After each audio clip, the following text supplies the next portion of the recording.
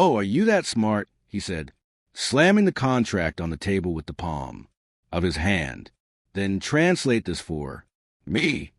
The words cut through the cozy hum of Mr. Zay's diner. Like a razor, fork stopped in midair. Even the old jukebox in the far corner seemed to pause its soft music. But Ana Silva didn't even blink. She just looked at the pile of heavy documents in front of her, merger contracts that had already brought down 3 of Sao Paulo's most expensive lawyers, and blinked once. She was 19, black, wearing a faded gray apron that smelled faintly of French fries and coffee, and for a moment she seemed larger than the man in the impeccable blue suit who was glaring at her. Fernando Azevedo was not a man used to being questioned. At 48, he had built Techno Azevedo from a small code shop in Curitiba to a billion-dollar technology empire, now headquartered in downtown Sao Paulo. His presence in meetings, he was legendary. Intense blue eyes, chiseled jaw, always 3 steps ahead. But tonight he wasn't in a glass tower. He was in a coffee shop with chipped Formica tables and flashing neon, because the billion-dollar merger that would secure his place in the pantheon of tech titans was falling apart, and he needed a place to think. The waitress had just brought his coffee. When she noticed his frown, the red ink he was scrawling in the margins of a clause called a conditional termination for market disruption. "You look like you're wrestling a bear," she said, smiling gently, as she set down a glass of water. Fernando didn't look up. "It's a contract. You wouldn't understand." "Maybe I would," she said, and that's when it exploded. Ana stood still, one hand on her hip, the other reaching for a nearby notepad. "Is this the entire contract?" she asked in a calm voice. Even Fernando raised an eyebrow. "Does it matter?" "It does matter," she said. "Context changes things." He didn't answer, just gesture with his shoulders, as if giving permission to a child to play with something dangerous, and watched. Anna's fingers moved with silent grace as she turned the pages. His dark, focused eyes read the text at a surprising pace. The surrounding diner buzzed with low conversations and the clinking of cutlery, but she seemed to enter a quieter dimension where only logic lived. "There's a clause here," she said, pointing out, "that allows the other company to back out if its stock drops more than 7% after the merger is announced." Fernando blinked. "That's not wrong." Ana nodded, still reading. "It is vague about what counts as a market disruption. This gives them a loophole, a big loophole, and also the value of the guarantee they ask for $400 million, blocked with no triggers for release. This is not a partnership. It is leverage." Fernando leaned forward. "How do you know all this?" Ana didn't. "Look up.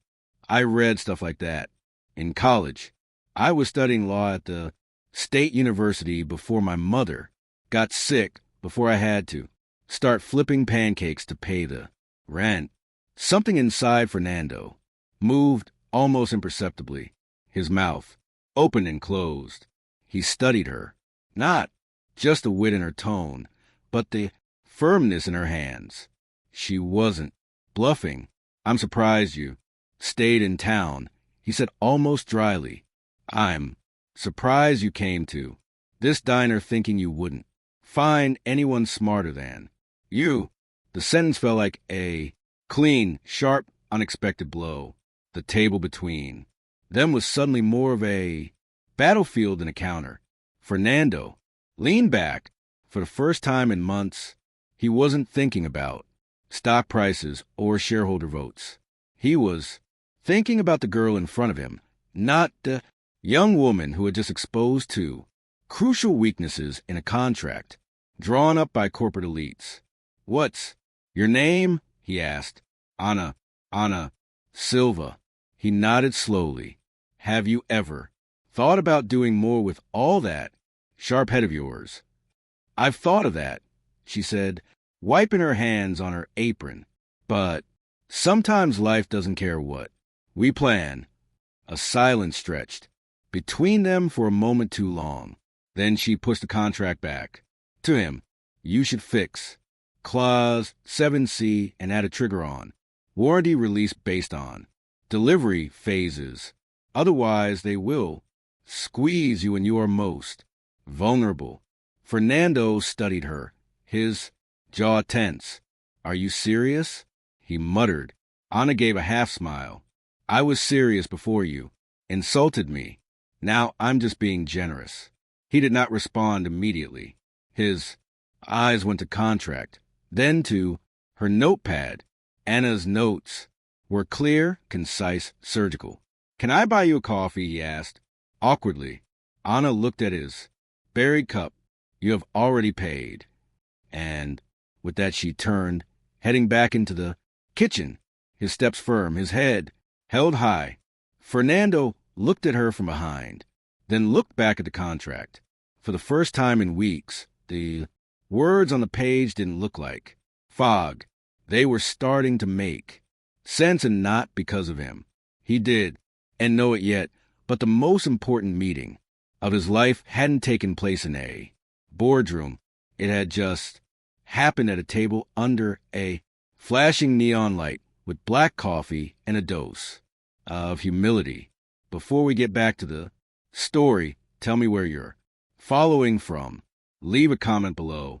And don't forget to subscribe, because tomorrow the most inspiring stories await you. The buzz of the neon sign at Seuze's diner had softened to a murmur when Fernando Azevedo folded the contract and stood up. His coffee had been cold for a while now. The girl, no, the woman, had disappeared into the back without a glance over her shoulder. He lingered a moment near the door, looking at the kitchen swing door, then left without a word. That night, sleep eluded him. He lay in bed, staring at the ceiling of his luxurious downtown penthouse, the city lights casting long, fragmented shadows across the walls. Something about Ana Silva bothered him, not in a way that insulted his pride, although his ego had taken a hit, but in a way that scratched at the hardest parts of him, the parts he thought had long since turned to stone. He kept reliving her words, the precision, the composure, the way she didn't blink when he exploded, didn't flinch when he challenged her. She wasn't pretending to be smart. She was smart. In the morning, Fernando had already asked his legal team to re-examine Clause 7C and the guarantee triggers, and they confirmed Anna was right on both points. What infuriated him even more was how easily she had detected them, things that their best lawyers had missed. Later that afternoon, as he sat in a glass and chrome conference room, surrounded by people in expensive suits, Fernando's mind wandered back to chip counters, cheap coffee, and a 19-year-old clerk who had talked about billion-dollar contracts as if she were correcting a grocery list. By Wednesday, he found himself standing in front of the diner again. It was lunchtime. The clink of dishes and the low murmur of casual conversation drifted through the half-open door. He hesitated, not used to being uncertain about entries. When he walked in, a few heads turned, not in recognition, but because he looked completely out of place in his suit. Anna spotted him immediately.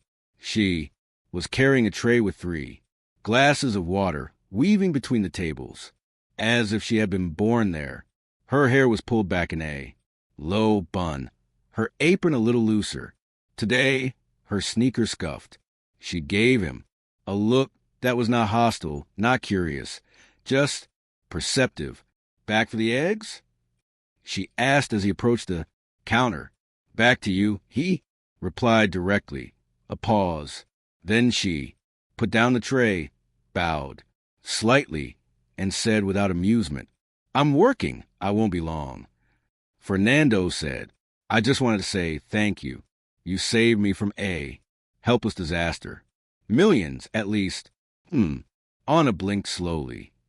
Are you sure you want to be seen thanking a clerk? It's just, he said, sliding onto a stool. I'm not. Sure you're just a clerk. She tilted her head, arms crossed. So what else do you think? I am someone who understands. Systems? Someone who sees through. Language? Someone who, given a chance, can outperform every junior associate in my firm. Anna stared at him without blinking. So you're offering me a job? No, exactly. I'm offering you a conversation. Outside of work hours, just a chat. He glanced at the counter, then back at her. No suits, no condescension, just coffee. I'll pay this. Time. She studied him for a long moment, then nodded slightly. Come back at 9 o'clock at 2 o'clock. That's when my shift ends. If you're serious, you'll wait. I'm serious, so I guess we'll see, she said and walked away. 10 p.m. It was here. The diner had emptied out. The old regulars who hung around the jukebox had left. The dishwasher hummed in the back. Anna came out of the kitchen, wiping her hands on a towel. Her apron was off, her hair down. She sat across from Fernando, at the same table they'd shared the night before. You're persistent, she said. I'm curious to know how you got there. Here? How does someone who thinks like you end up? Not in a courtroom, not at a desk in Brasilia, but here at this counter. Anna took a deep breath. Life doesn't follow a script. Mr. Azevedo, I had a plan. Law school at the State University, full scholarship, champion in mock trials. Then my mother's kidneys failed. Dialysis 3 times a week. The SUS barely covered it. My younger brother started getting into fights at school. The bills piled up. College had to wait. There was no pity in her voice, just facts delivered. Clearly, I kept studying on my own law magazines, legal blogs, everything I could get my hands on. I even started programming, working on a legal literacy app for teenagers. Something simple, interactive, contract translation tools, things like that. But who's going to take a clerk seriously with a half-finished degree? I would, Fernando said without hesitation. Anna raised an eyebrow. You, the guy who called me sweet and told me to keep spilling coffee. His jaw tightened. I deserved it. Yes, she said simply. But I'm not stupid, he added. I've built a career on spotting ideas before they become popular. I know talent when I see it. And Anna, what I saw the other night wasn't random talent. It was genius. She looked down, her fingers tracing the edge of the table.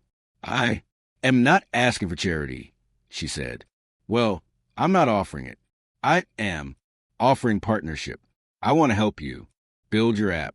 Resources, developers, funding. Do you lead? I support you. Anna didn't respond. For a while, she looked out the window, where the streetlight spilled gold onto the sidewalk. Do you know what the hardest part of being invisible is? She said. Finally, it's not that people don't see you, it's that they look right at you and still decide you're not worth seeing. Fernando's voice lowered. So let's make them look again. Her eyes met his. Okay, she said, softly, but I don't want to be your project. I want to be your equal. You will be, he promised. Outside the city hummed, but inside that cabin, something else hummed louder, possibility. For the first time in a long time, Anna felt the weight of her ideas being taken seriously, and Fernando felt something strange at welcome, hope, not in numbers or margins, but in people. They toasted with 2 cups of coffee. The deal was sealed, and a small quiet, undeniable revolution had begun.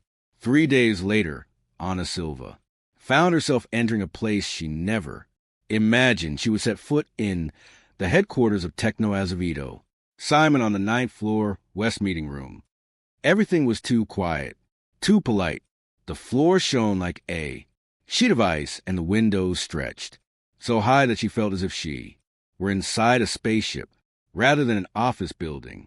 She straightened the collar of her navy blue thrift store blouse and grabbed the worn leather folder that held her application sketches.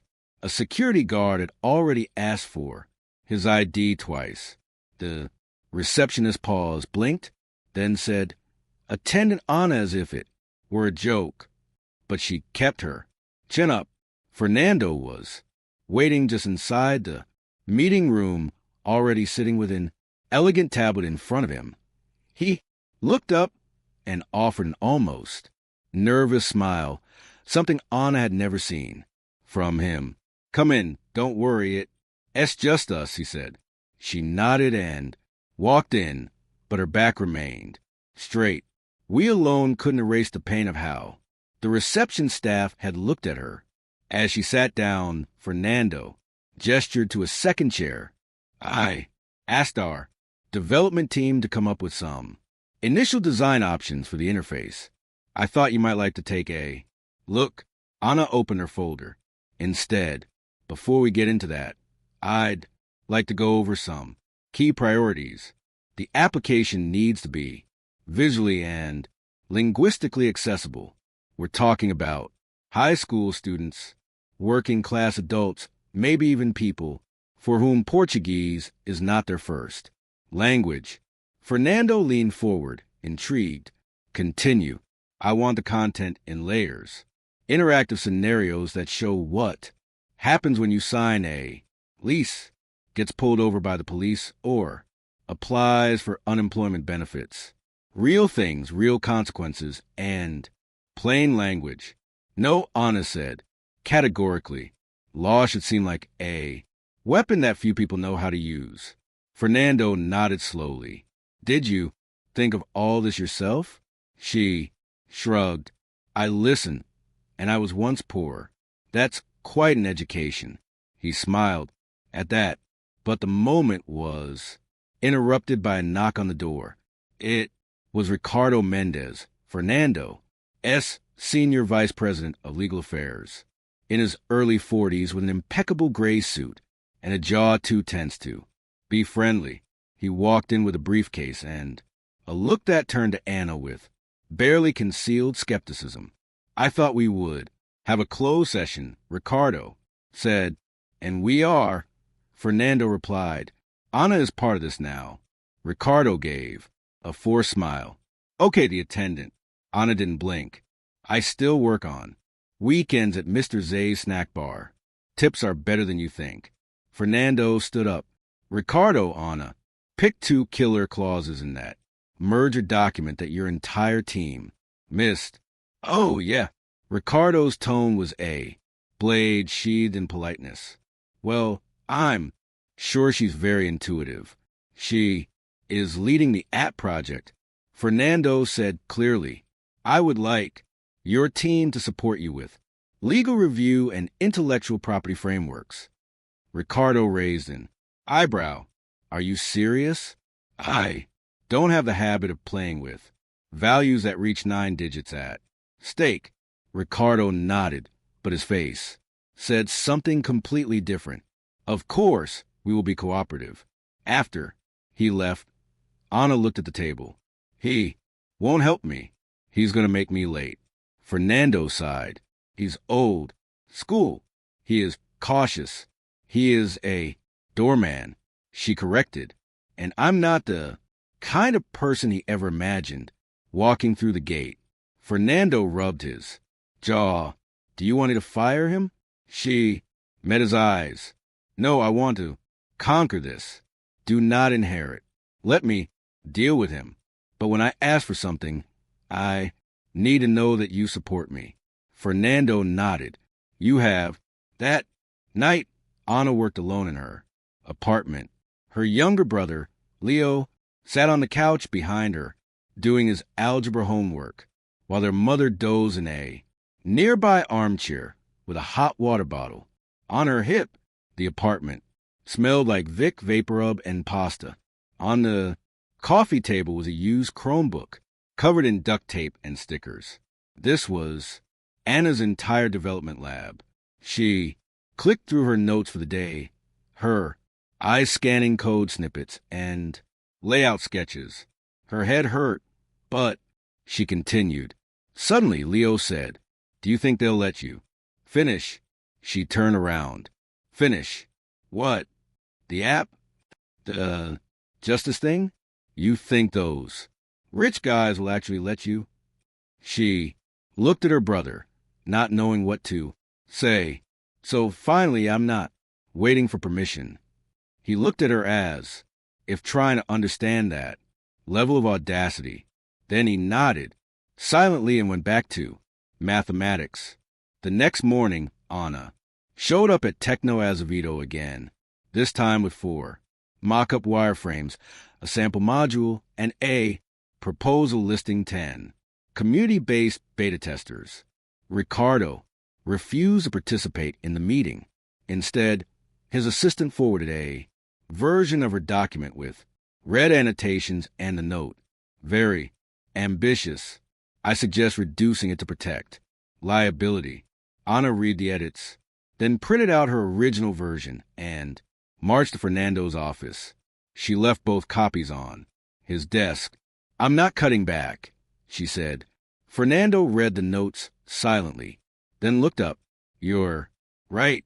Let's go with your version." Anna blinked. "That easy?" He shrugged. "No, but so necessary." She smiled, a small smile, the kind you save for moments that feel like private victories. Then she turned to leave. At the door, she stopped. "He will keep trying to block me." "I know, so be ready."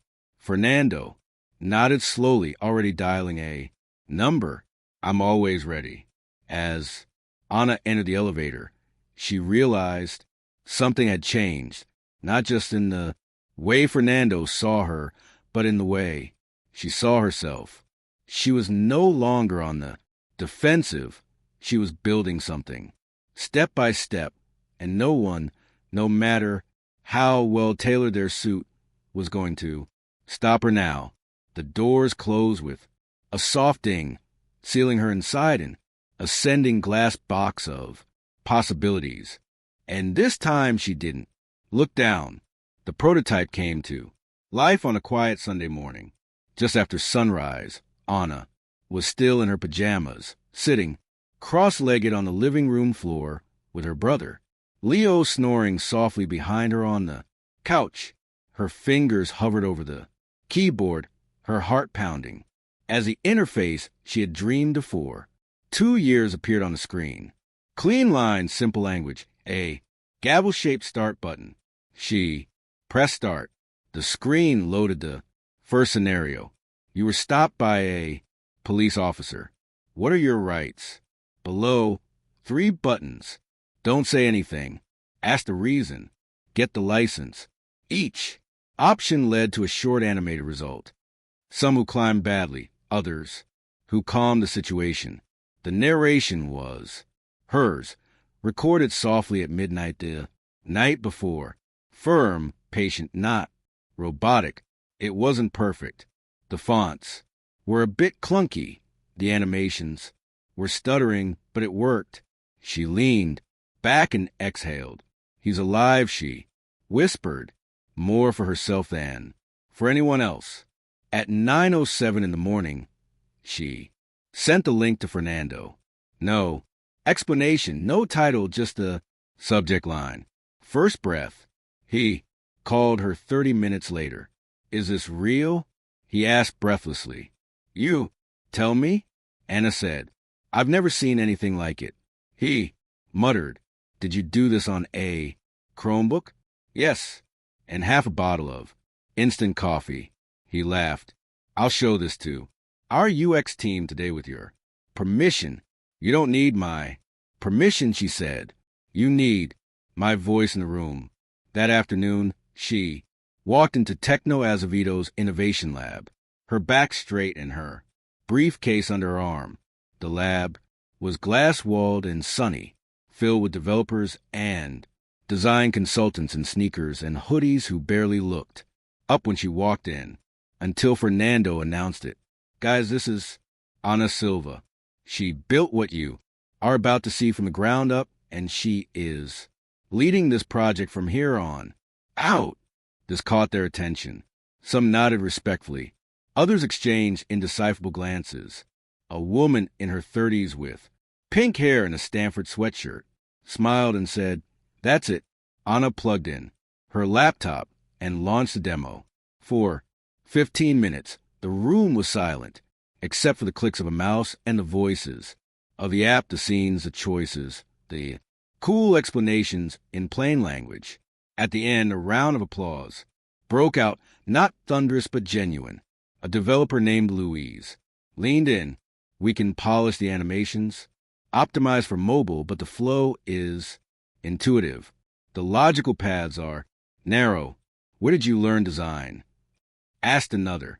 Anna shrugged off mistakes and observed how people get hurt when they don't know their rights. Over the next 2 weeks, Anna became a constant presence in the lab. She participated in UI brainstorms, led storyboarding sessions, and held 10 p.m. team meetings fueled by cafeteria leftovers and machine coffee. She was younger than everyone else, less formally educated, and the only black woman in most classes, but none of that stopped her. Fernando, true to his word, supported her in every meeting, but he also watched closely as Anna began to form a leadership style that was nothing like his own. She asked more questions than she gave orders. She let junior designers test ideas before seniors. She listened, and the app evolved. It was no longer just law in hand. It was a movement. Then came the pilot project. In schools, Anna had suggested testing the app in 3 high schools in Sao Paulo with young people at risk. She and Leo printed flyers, created QR codes, and distributed them in front of football games and bus stops. On a chilly Tuesday morning, Anna stood in front of 30 high school seniors at Langston High School, presenting law in hand on a classroom projector. She wore a blazer over her diner uniform. It was the only professional coat he owned. Have you ever wondered what happens if a landlord withholds your rental deposit? She asked the class. A girl in the background raised her hand. They keep him. We can't do anything. That's what I thought too. Anna said, until I find out there's a legal deadline, and if they miss it, you can file a complaint. You don't need a lawyer, just a form. The class leaned in, not out of obligation, but out of genuine curiosity. Then one of the students fell behind. He was tall, thin, with sad eyes and a teardrop-shaped scar on his cheek. Did you really do that? He asked with every word.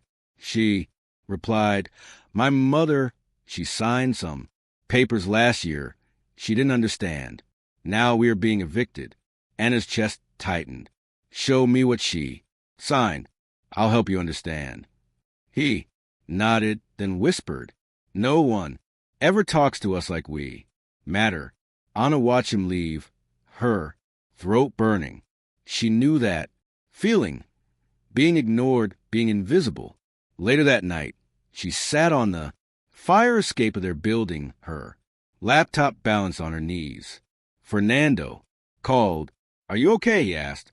She told him about the student, about the pilot project, about the number of users already engaged with the beta version of the app. Did you start something? Anna, he said softly, do you realize that I don't want it to be just mine? She said, I want it to belong to every young person who has ever had to sign something they didn't understand. Fernando was silent for a moment. Then he said, "Come tomorrow. Let's talk. Scalability, funding, and getting your name on the headliner." She looked up at the city lights. Down below, lights flickered, sirens wailed in the distance. She felt bone-tired but alive in a way she hadn't felt in years. "Okay," she whispered, "but you better be ready to build something they can't ignore." And from that moment on, neither of them looked back. It started subtly, as quiet sabotage often does. A meeting postponed here, a file delayed there, passwords mysteriously expired, calendar invites sent, but never received. Anna hadn't noticed the pattern in the second week after the school-based pilot bill went public. What had once seemed like a momentum shift now crept slowly into existence. On Tuesday morning, she arrived at the Techno Azevedo lab to find her access badge deactivated. The receptionist, painted nails and practiced indifference, looked up from her desk and said, "You're not in the system right now." "Anna, this week." Anna kept her voice firm. "That's not possible. I have a permanent pass. Sorry, you'll need to wait for clearance." An hour passed before someone from maintenance opened the door manually. By then, the team meeting had already started without her. Inside the lab, Ricardo Mendez stood at the whiteboard with a dry erase marker in his hand, leading a new discussion about refocusing the scope of the law. The air felt cooler. "Anna," he said with a thin smile, as she entered, "I'm glad you could join us. We were rethinking some elements of the launch strategy. We're concerned about legal liability." "Who's concerned?" Anna asked, setting down her bag. "Some of the board members. Investors are concerned that the language in the app could be interpreted as legal advice." Anna crossed her arms. "It's not advice, it's education. Every scenario is based on publicly available statutes. Every outcome is encoded with disclaimers." Ricardo nodded, but continued to smile, like a man giving in to a child. "Still, the company has a reputation to protect. Maybe we want to reduce disclosure in schools and limit it to private beta testing for now." "No," Anna said, her voice calm but firm. "These students are the reason this exists. Reducing disclosure isn't about protecting the company. It's about protecting legacy systems." A few heads turned. Fernando wasn't in the room. Ricardo closed the lid on his marker and walked over. "Look, Sanrita Silva, we all admire your passion, but this isn't a college project. There are legal boundaries that you may not fully understand." "I understand boundaries very well," Anna replied. "I've lived within them my whole life." Ricardo didn't say anything else, just turned back to the board and continued the meeting. But from that point on, Anna knew what she was up against. That night, she wanted to see Fernando. He was in his office with his sleeves rolled up, reviewing data reports. When Anna walked in, he looked up instantly, sensing attention. "They're trying to stifle this," she said, sitting down across from her. "Who?" "Ricardo and whoever is behind him." Fernando rubbed his temple. "Ricardo has been with me from the beginning. He is cautious, but not malicious." "He is not cautious," Anna said. "He is afraid. Afraid of a black girl without a degree overshadowing his department. Afraid of accountability." Fernando did not argue. He looked at her long and hard, then felt her. "I'll take care of it," he said. "No," Anna said. "Leave me. I don't want that given to me. I want to earn it." He hesitated, then leaned forward. "So, what do you need from me?" "Quiet, strong, immediate support."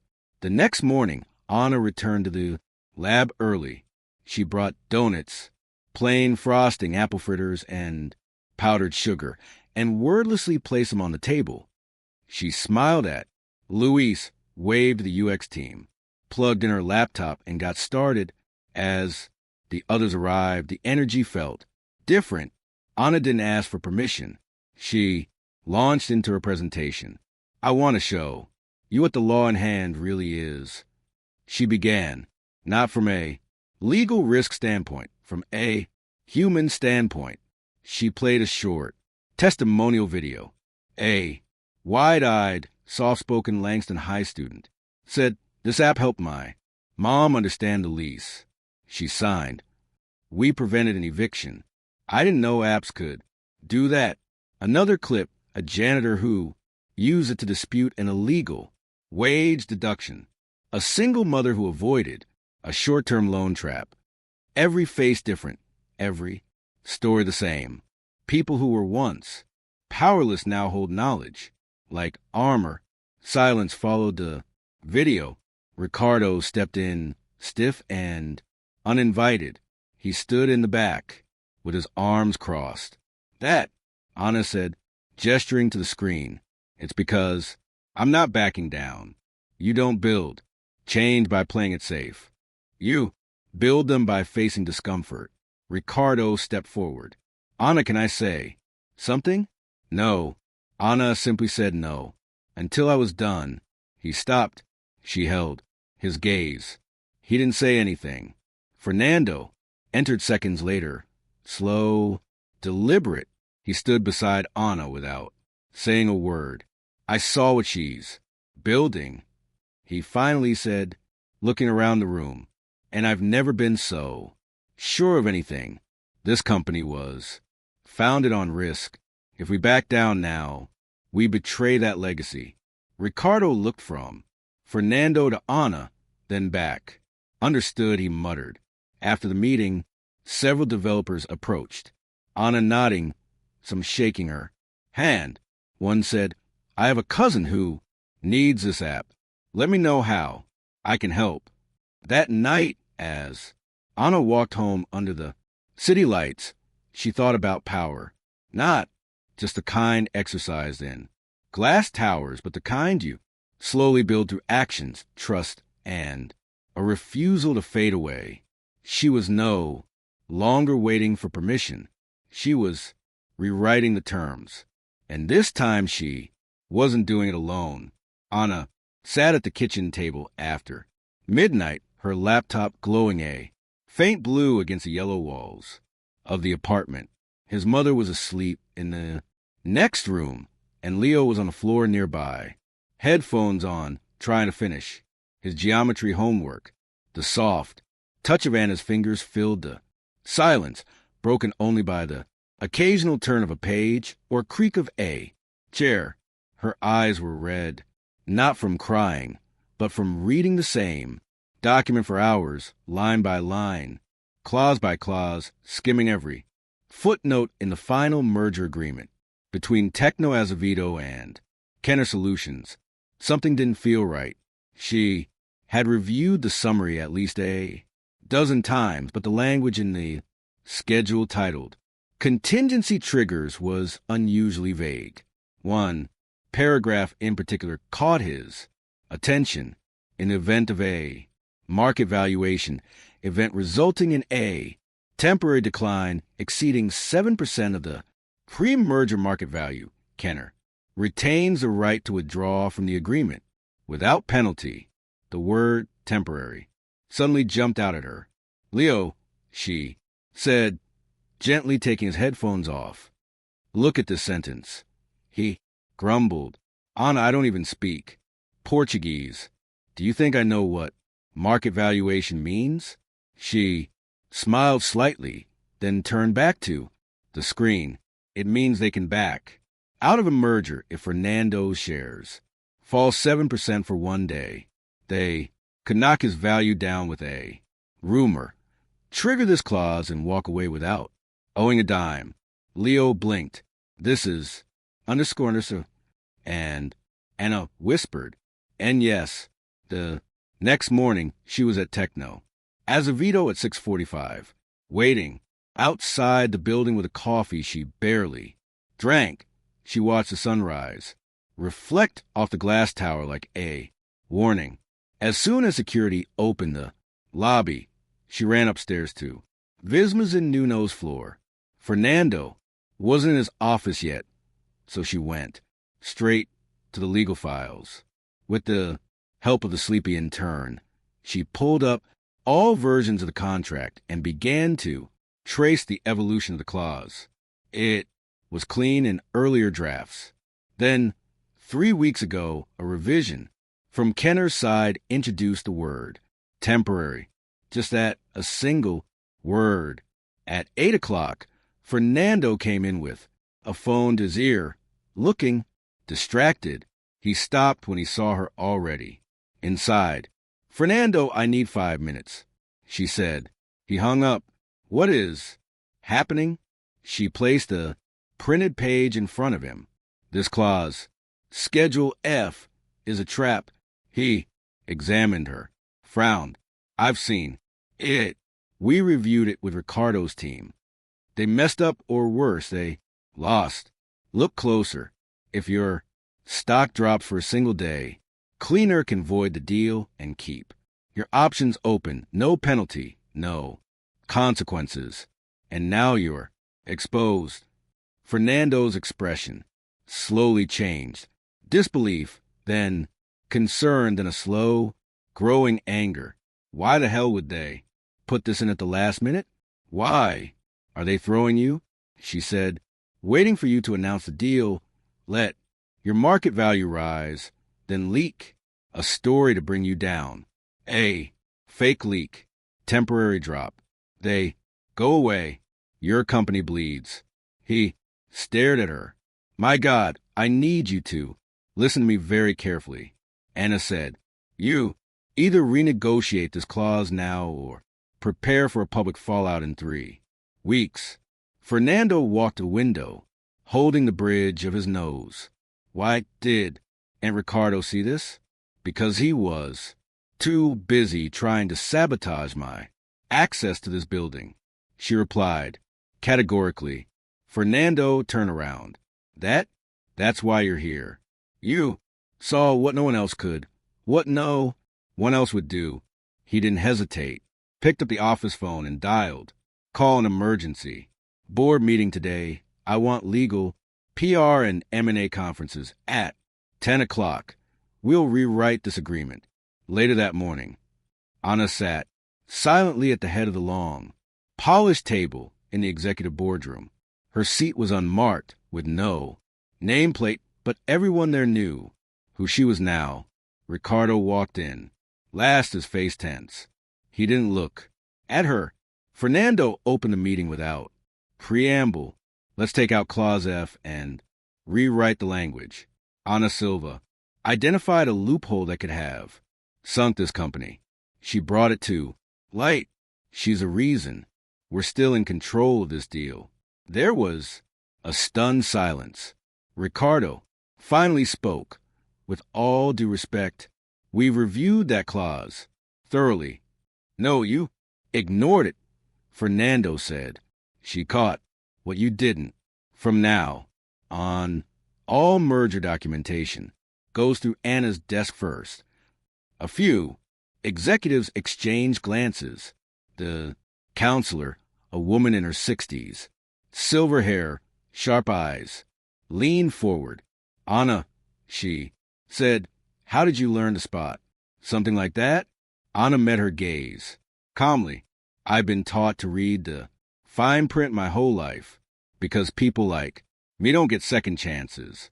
We have to get it right the first time. The woman nodded slowly. Good answer. After the meeting, Ricardo cornered her in the hallway. Enjoy the spotlight. While it lasts, huh? Anna didn't blink. I don't need the spotlight. I have the truth. He blinked, disoriented. And, unlike you, she added, I don't need a title to make a difference. She walked away without waiting for an answer.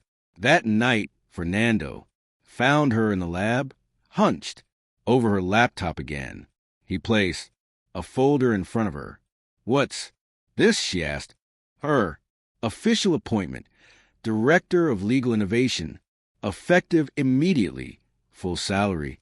Full benefits." Anna opened the folder and looked at the letterhead. "I thought you had. I told you I didn't. Need a title," she said, quietly. "You don't," he replied, "but they do, and they'll think twice before underestimating you again." She smiled wearily, firmly. "Thank you," she said, "but we're not done yet." "No," he agreed. "We're just getting started."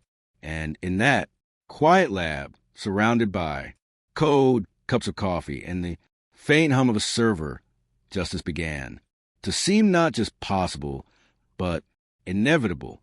Anna's name reached the press before she was ready. It started with a headline hidden 3 clicks deep on a tech gossip site. Attendant becomes legal prodigy, Techno Azovito's new bold bet. Then came the tweets, the LinkedIn posts, the opinion pieces. By midweek, her inbox had exploded. Some praised her as the face of a new era. Others accused Techno Azovito of fabricating a diversity story. Some simply scoffed. This is what Silicon Valley has come to. High school dropouts. Managing legal operations, Anna tried to ignore it. She dedicated herself to finalizing the source code of the law by hand, testing the user experience flows, and overseeing the training of community partners. The app was days away from launch, and the buzz was only growing. Then came the email from Investor Relations. Subject, urgent concerns.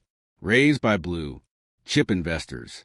The body of the message was short and brutal. Several key stakeholders had expressed discomfort with Anna's central role in leading the product. They asked for clarification on her credentials and whether she had the experience to run something with significant reputational risk. She stared at the screen motionlessly, not shocked, just tired. That night in a closed-door meeting with Fernando, the legal counsel, and 2 board members, the issue was aired. "We're not questioning her intelligence," said a man in a navy pinstripe suit. "But she's unprecedented, with no degree, no traditional resume, and she's about to be the face of our most visible launch in years. Her real concern," Anna said, "is that I didn't come from your world, and yet here I am, surpassing people who did." The man blinked. "That's not fair." "No," she replied. "It is necessary." The Attorney General, a woman named Dr. Paula Quinn, cleared her throat. "From a purely legal point of view, there is no problem. Anna's title is accurate. Your contributions are documented. She registered intellectual property in her name. The reaction is emotional, not structural." Fernando stood up. He hadn't said much during the meeting, but now his voice cut through. "Attention. I hired Anna because she saw what none of you saw. She saved this company from a billion-dollar hole. She led a product that, before she touched it, was just a poorly formulated concept in a presentation. And if this advice forces me to choose between her and appeases some donors who are afraid of change, I will choose her every time." Silence. Anna looked at her hands. They were shaking. She folded them on her lap. After the meeting, Fernando found her in the hallway. "Are you well?" "No," she said honestly. He nodded. "Well, you shouldn't be. You are carrying more than you should. They don't come to me," she whispered. "No, really." They come to you," he said. "They just terrified of what you represent." Anna returned to the lab that night, but did not program. She sat alone at the far window, looking out over the city below. Lights sparkle like scattered glass. A freight train groaned somewhere in the distance. Your phone vibrated. A text message from his brother Leo. I saw the news. Don't let them talk bad. You are the beast. Always have been. She smiled, just a little. Then she stood up, walked over to the whiteboard, and wrote 3 words in bold marker on time launch. The next morning, Techno Azevedo's PR team presented a revised script for the launch announcement. Polished, sterile, safe. She read it once, then gently placed it on the table. No, she said. We just want to make sure. Nothing is controversial. Offered in executive. Justice is always controversial, she replied. She wrote her own speech that night, not for approval, but for truth. On the day of the launch, the auditorium was packed. Reporters, developers, school officials, community leaders, investors. Fernando opened with a brief greeting, then walked away. Anna entered alone, without music, without fanfare, just her and a microphone. Good morning, she began, the firm voice. My name is Anna Silva. I was raised 6 blocks from here. I've waited tables, changed bandages for my mother, and helped my brother stay in school. And now I've helped build something that doesn't belong in a boardroom. It belongs to everyone who has ever signed something they didn't understand and paid the price for it. She paused. Law in hand is not just an app. It's a flashlight in a room. Most people don't even know. It is locked. The room held its breath. This is not about me. I don't need applause. I need you to hear what happens when people are given tools they should never have, touched and use them to lift themselves up. She looked out at the crowd and finished. Simply, justice should not be reserved for those fluent in the terms. It belongs to all of us. Today we begin to prove that. When she stepped off the stage, the silence broke into a roar. Reporters shouted. Phones flashed. People stood, not out of politeness, but out of conviction. And Anna, she hadn't smiled yet. There was still work to do. 2 hours after the launch of the law in hand, Anna sat alone in a side conference room at Techno Azevedo's headquarters. The applause had died down, the cameras had gone, but her heartbeat had not yet returned to normal. She had delivered the speech, stood in front of a crowd of decision-makers, investors, skeptics, and reporters, and spoken from the core of her experience. But now came the hard part, the attention. A knock on the door broke her silence. It was Luis, one of the UX developers, holding a tablet in his hand. You have to see this, he said. His voice trembled with emotion, disbelief. We're trending on the internet. He turned the screen to her. On the homepage of a major technology news portal, a photo of Anna on the podium stared at her. The headline read, "The future of law is here, and she wears sneakers and speaks the truth." Below, an embedded video had already been viewed 1.2 million times. Comments flooded in. This girl is brilliant, even because she hasn't been hired by the White House yet. And of course, some are poisonous. Affirmative action at its best. Where's her diploma? Another media stunt. Anna handed back the tablet. I don't mind trending on the internet, she said. Louise smiled. That's why you're trending. She thanked him. Then she took her phone out of her pocket. There were more than 100 text messages, some from journalists, some from former classmates, even a message from her high school debate teacher who wrote, I told you you had fire. She scrolled slowly until she found a name that made her stop. Fernando Azevedo. His text message it simply said, the board is requesting a meeting today.